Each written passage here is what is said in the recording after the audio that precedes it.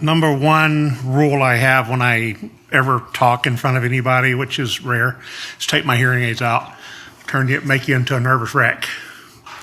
So anyway, I wrestled a lot this week with what to talk about, and had a 2-page outline of notes, and that I had handwritten, and I was going to photograph them. Well, I forgot to do that. So it was originally going to be a short testimony. It's going to be a little shorter now. But many of you know that I grew up, that I'm on the autism spectrum.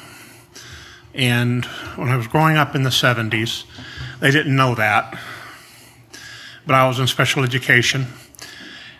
And it was very early on, my parents knew that I was a different type of child. Very different. And they didn't realize how different at that time.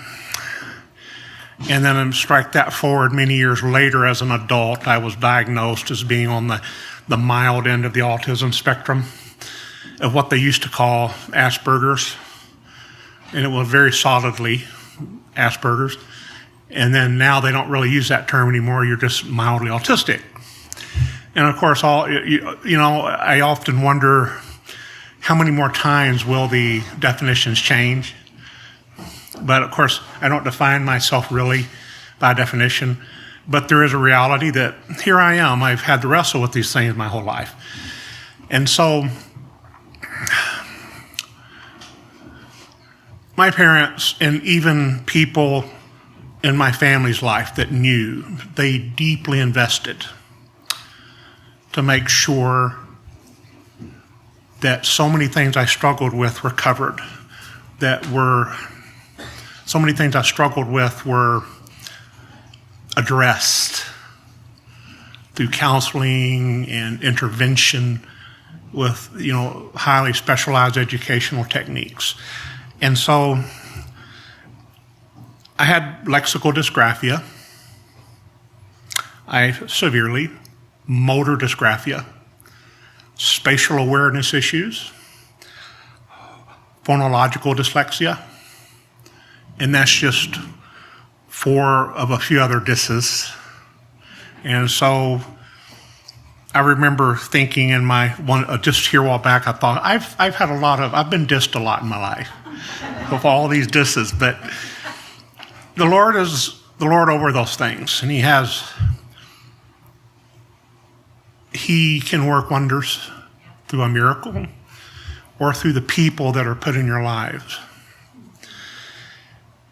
And one of the great struggles that has defined my life, even into adulthood, has been a very difficult time understanding the meaning of interactions with people and facial expressions and body language. And so I was always struggling with how to interpret, terribly so when I was younger, how to interpret what does friendship look like? What does a smile look like? What does indifference look like? What does an angry face look like? And I didn't always know how the facial expression that I'm looking at, does it really match with kindness? So is this kindness something with an ulterior motive? And so because of that, I grew up a very lonely child. Not really fully capable of understanding, well, let's say, better said, a deep, almost inability to feel the blessing of a friendship because I couldn't interpret anything. And then you add that on to emotional issues that I had because of certain types of abuses. And so as I got older, I became bitter and angry towards a living God. So much so that I started entertaining the ideal that perhaps God didn't exist, though deep down I knew. But that was fueled by anger. And thankfully, some miracles happened in my life, and I was able to address those things and fully embrace a truly loving Lord. And so I look back at all these things, and I look at all these things that I had struggles, understanding facial expressions, understanding motives, understanding all of these things. I will say I will preface this before I move on. So in the 90s, you could have probably made me a poster boy for the American Psychiatric Institute. But so I had all these things, as I mentioned earlier, lexical dysgraphia, motor dysgraphia, spatial dysgraphia, phonological dysgraphia, and a few others. Yet I became an artist, and I became a writer. And I have many friends. How is that possible? And of course, the Lord, one thing, working miracles in my life. But he did that oftentimes through people that would not give up. People that would not say, well, I don't understand him. It was people that sought to understand.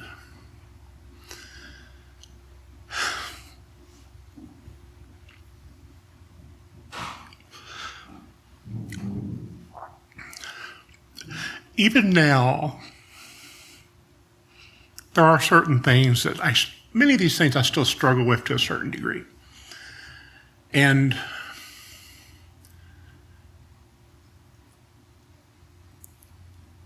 there were many nights when I was younger, I would think,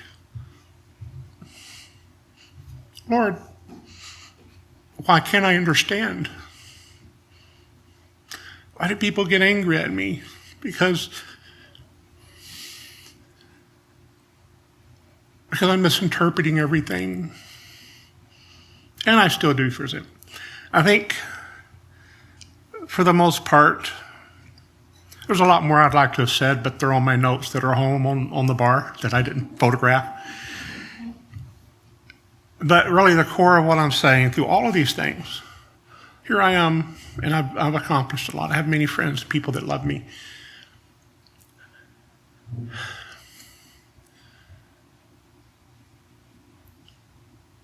Really, for the focus of what I'm talking about is the blessing.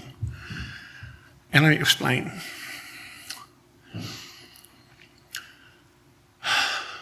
Before my dad died a few years ago,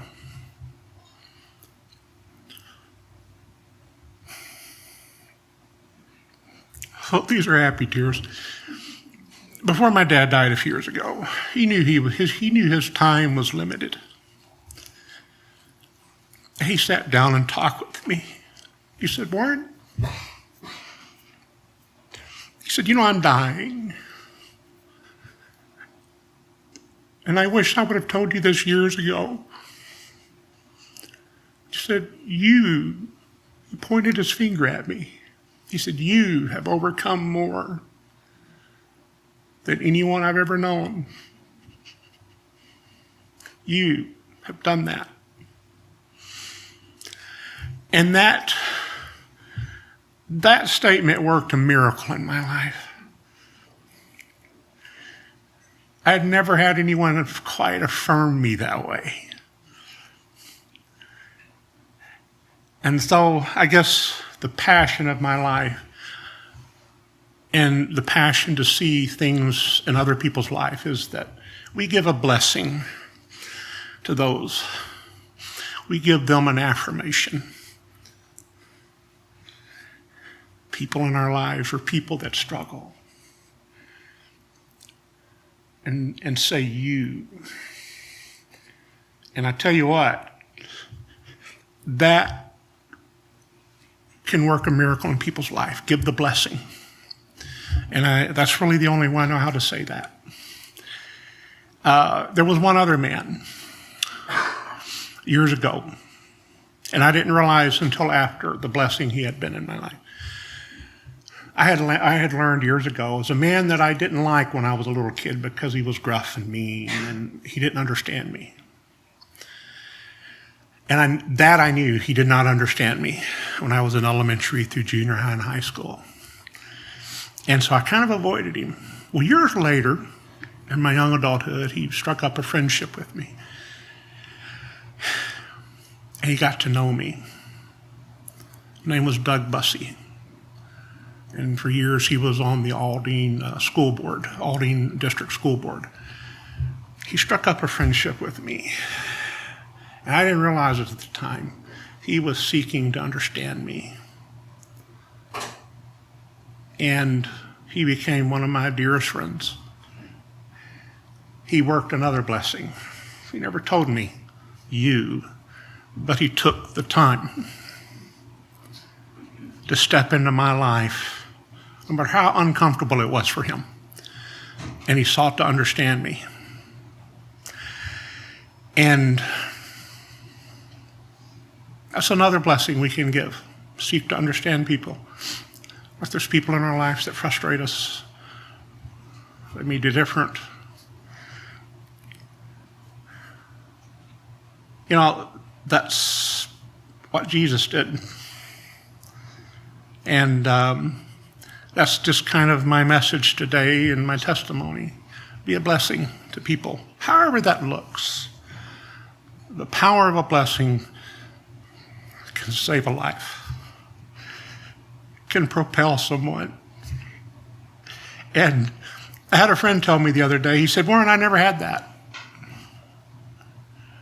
And he said, but I made a choice that I was going to be different than the family that I came from.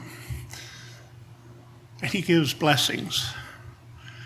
And that's really the end of what I wanted to say. The power of blessing has the power of giving the blessing, and however that looks, has Jesus written all over it. And anyway, I hope I blessed y'all today.